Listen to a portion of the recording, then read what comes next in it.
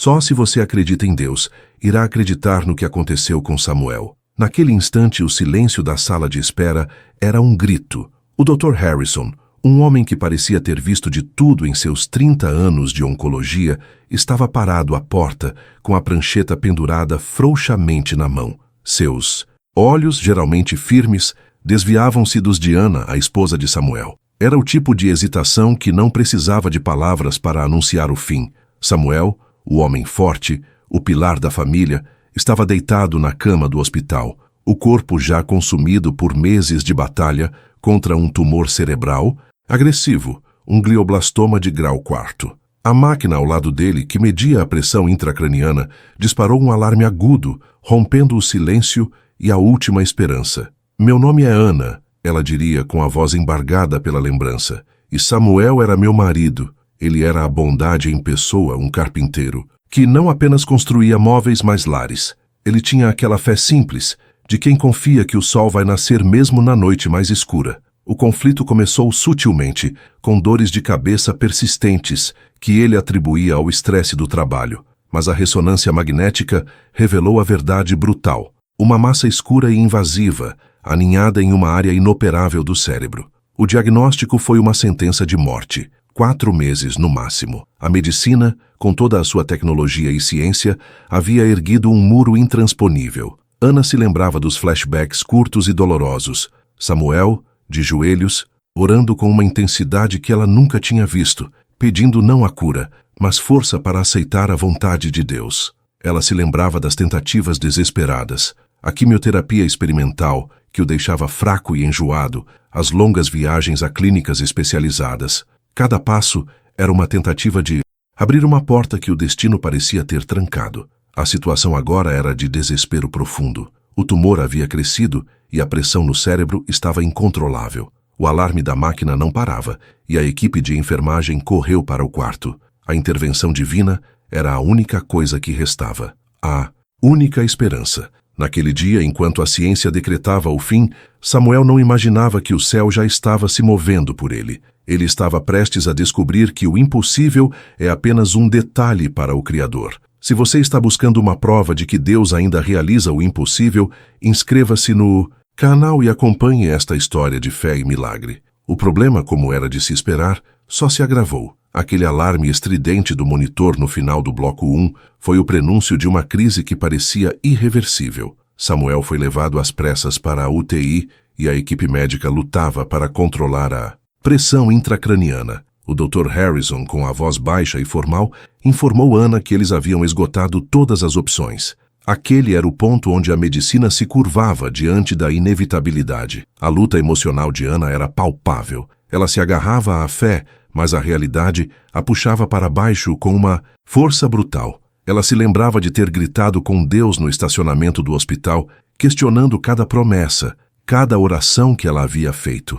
Onde está o milagre que me prometeste, Senhor? Por que este silêncio? A quase perda da fé não vinha da descrença em Deus, mas da dor de não entender o seu plano. Ela se sentia como Jó, sentada nas cinzas de sua esperança. O ambiente espiritual, no entanto, estava carregado de sinais que ela, na sua dor, quase ignorou. Uma amiga da igreja, que ela mal conhecia, apareceu na porta da UTI com um sonho vívido. Samuel estava em um campo de girassóis, sorrindo, e uma voz dizia: "A semente da fé não morre, ela floresce no tempo certo." Ana tentou ignorar, considerando-o apenas um conforto piedoso, mas na mesma noite, o filho mais novo de Samuel, de apenas 7 anos, desenhou um anjo ao lado da cama do pai, dizendo que ele estava ali para cuidar do papai enquanto Jesus não chegava. Eram alertas espirituais, palavras proféticas, sinais que a tempestade tentava abafar. Os antagonistas simbólicos surgiram de todos os lados. O próprio sistema falhava. O seguro de saúde negava a cobertura para um tratamento experimental de última hora. Família de Ana, bem intencionada, mas descrente, sugeria que ela começasse a aceitar a realidade e a planejar o funeral. O Dr. Harrison, embora gentil, era o porta-voz da ciência que desacreditava o sobrenatural. "Ana, eu entendo a sua fé, mas precisamos ser realistas. O tumor está vencendo. Eram tempestades espirituais que tentavam minar a resistência de Ana e Samuel. Mas no meio de toda essa prova, Ana se lembrou de uma promessa que Samuel sempre repetia: Deus não nos dá um fardo maior do que podemos carregar. Naquele dia, ela não imaginava que o céu já estava se movendo por ele e que a resposta para a sua oração viria de onde ela menos esperava. O ponto sem retorno chegou na manhã seguinte. Samuel, que estava sedado e em coma induzido, teve uma melhora momentânea e acordou. Seus olhos encontraram os de Ana, e ele sussurrou, com a voz fraca, mas firme: Ana, eu tive um sonho. Deus me disse para não desistir.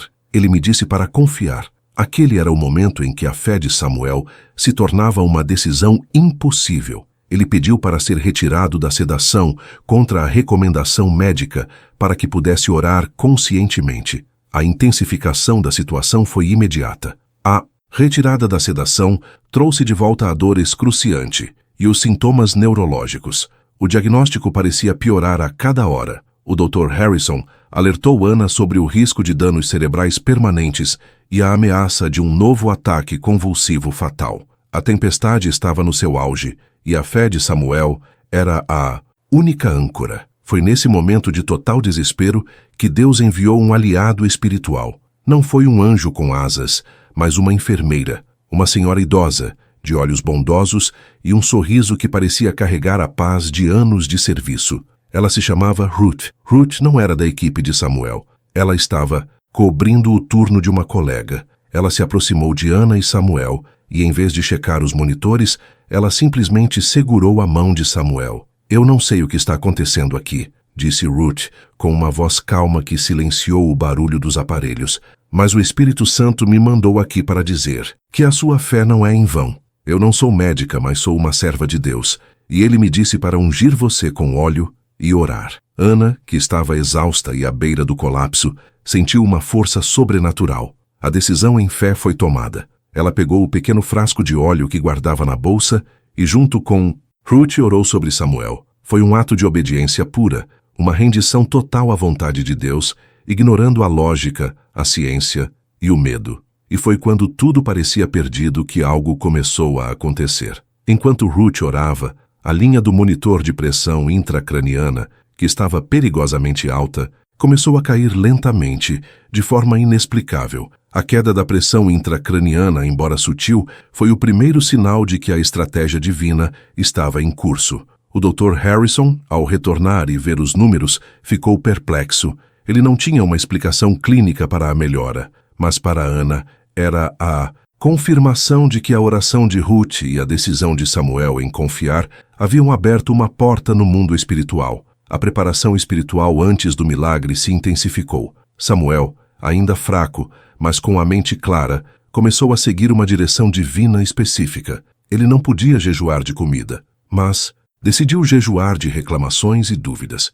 Ele pediu a Ana que lesse para ele, não sobre a cura, mas sobre o perdão. Ele sentia que havia uma mágoa antiga, um ressentimento guardado contra um irmão, que precisava ser liberado. O ato de fé foi a reconciliação. Samuel pediu que ligassem para o irmão, com quem não falava há anos por causa de uma disputa de herança. A conversa foi breve, mas profunda. Samuel pediu perdão por sua parte na briga, e o irmão, emocionado, retribuiu. Naquele momento, algo sobrenatural começou a se manifestar discretamente. A dor de cabeça de Samuel, que era constante e lancinante, diminuiu para um incômodo suportável. A estratégia divina não era apenas curar o corpo, mas restaurar a alma e a família. Aquele ato de perdão e reconciliação foi o catalisador. A enfermeira Ruth, que havia sumido após a oração, reapareceu com um pequeno livro de salmos e o deixou na mesa de cabeceira de Samuel. Ela disse apenas: "O Senhor está no seu santo templo.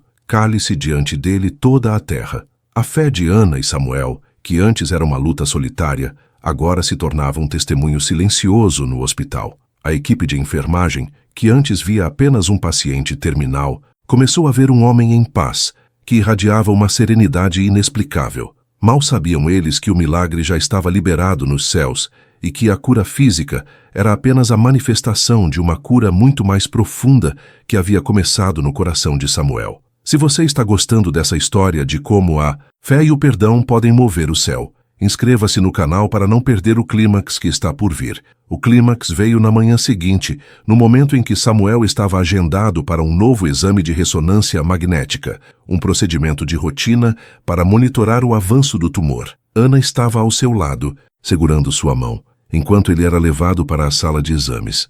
A paz que o envolvia era quase palpável, um contraste gritante com o desespero de dias atrás. O milagre aconteceu na sala de ressonância. Enquanto o aparelho zumbia e capturava as imagens do cérebro de Samuel, ele sentiu uma onda de calor que começou nos pés e subiu rapidamente, envolvendo todo o seu corpo. Não era uma febre, mas uma sensação de paz intensa, como se uma luz suave tivesse invadido cada célula. Ele fechou os olhos e, por um instante, viu o campo de girassóis do sonho de sua amiga. Mas desta vez, ele não estava sozinho. Havia uma figura de luz que ele não conseguia distinguir, mas cuja presença era de um amor avassalador. Ele ouviu uma voz, clara e suave, que não era audível aos ouvidos, mas ressoava em sua alma. Eu sou o Deus que te cura. O técnico, ao revisar as primeiras imagens, chamou o Dr. Harrison com urgência. O médico, cético por natureza, chegou à sala com a prancheta na mão esperando o pior.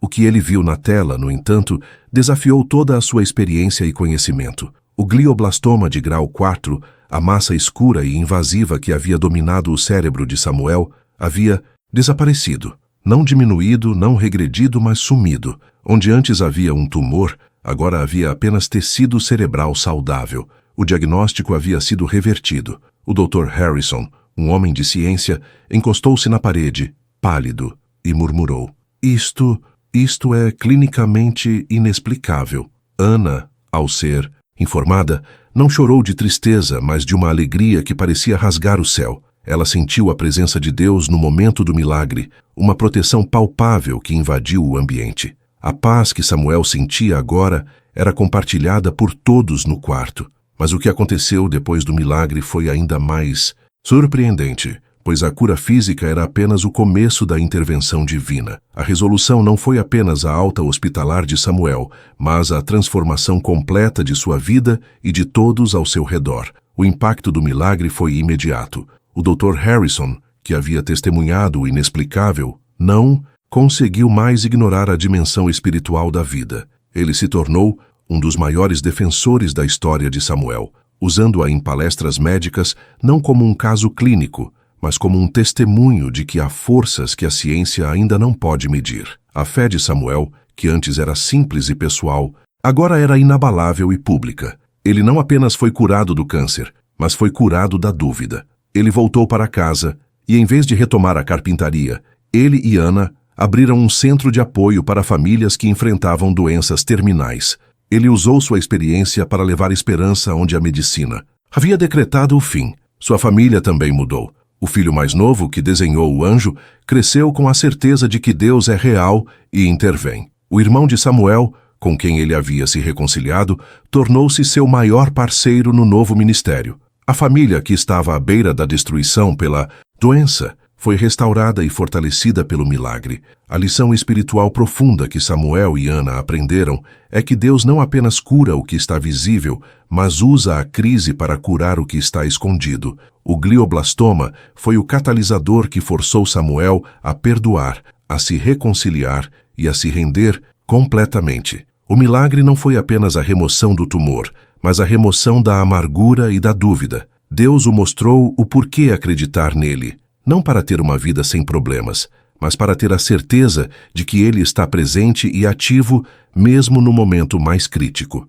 A história de Samuel é um lembrete de que, quando tudo parece perdido, a fé é a única ponte para o impossível. Se você foi tocado por essa história de milagre e transformação, inscreva-se no canal e compartilhe essa mensagem de esperança. Que a sua fé seja como a de Samuel, que floresceu no deserto da doença e provou que o amor de Deus é a cura mais poderosa.